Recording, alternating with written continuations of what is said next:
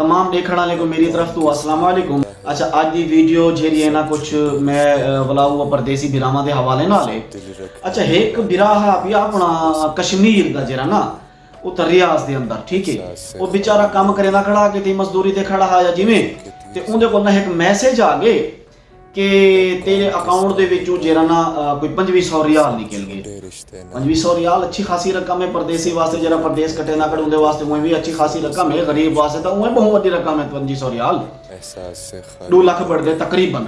अच्छा, उनके को मैसेज आए थे, वो परेशान थी गए बेचारा कि यार 2500 रियाल निकल गए। वो वाला अपने एक दोस्त को फोन किए कि यार इवें में मामला है तो मेरे अकाउंट में 2500 रियाल निकल गए।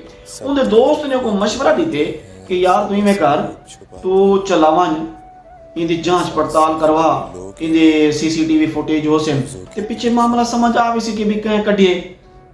जेरा वाला वो चोर हा पिया ना, वो को जरे पता चले ओ तो वल उनदे ढेडे वाल वट पौण पै गए कि भी ए वेंदे तो वल तो मैं सामने आना ओ वल जेरा ना ओ को आखे जिन्हें पैसे निकले ना उनदे कोल गए, ओ को आखे सी कि यार मामला ही वे कि तेरे पैसे मैं कढ़े नहीं, लिहाजा मेरे को मजबूरी है, मेरे को माफ कर ले ते जोल मैं तेको एटीएम ते जोल के ना तेरे पैसे तेको वापस करे ना, ठीक है।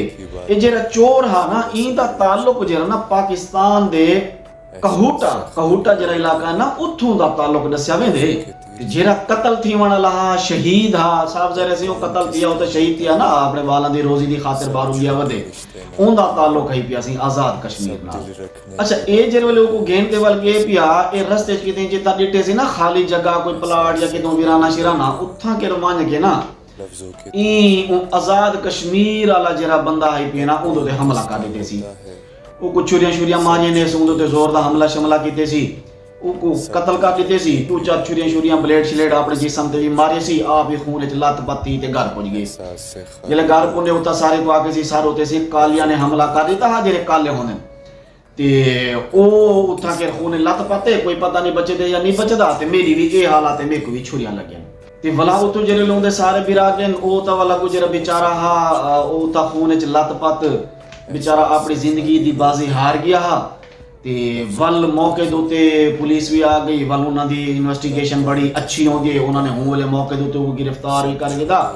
खबर तो पुरानी है लेकिन आखण का मकसद ये है कि भी फिरामे को पता होना चाहिए कि भी उतो दे मामलात हालात क्या हैं। अपना ख्याल रखा करो, साकू दुआएं याद रखा करो। अल्लाह हाफिज।